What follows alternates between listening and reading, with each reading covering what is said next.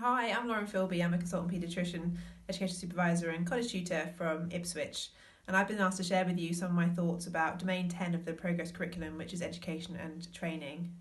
So I suppose I was quite naive when I started as an SHO, and I thought that education was all about learning how to give good tutorials or lectures.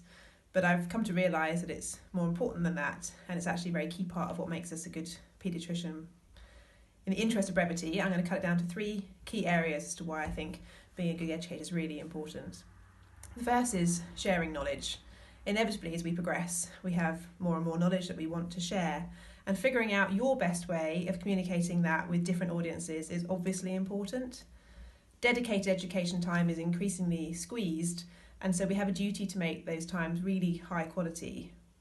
But there are plenty more opportunities to learn, so we have every clinic, every ward round, every sick patient, every well patient is an opportunity for us to teach somebody or educate somebody. And that's what I think fostering a learning environment is. They're not just buzzwords, it's actually a possibility and something that we should all be striving for. The second key area is in giving feedback. I would very much hope that all of my colleagues were good at giving positive feedback.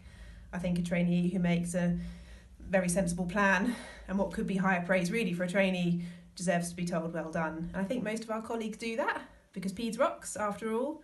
But giving constructive feedback is arguably more important, definitely harder, and is a very important part of improving patient safety and patient care in the future. It needs practice.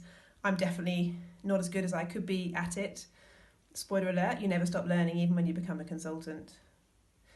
The third area, and arguably the time we spend most educating, is in educating families and children, but it's probably the sort of least recognised as being formally education and training.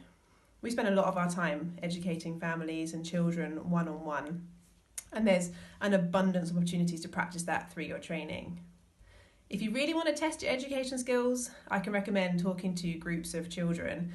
You'll get asked some very left field questions, and talking about sex ed to a group of adolescents, truly terrifying. So those are the three key areas I think are important. I promise you that whether you want to hoist the flag and advertise yourself as an educator, or whether you just want to be a good paediatrician, working on these skills is definitely going to reap benefits. And the good thing about this curriculum and this domain is that working through it actually fairly organically increases those skills and is pretty easy to evidence as well. Good luck!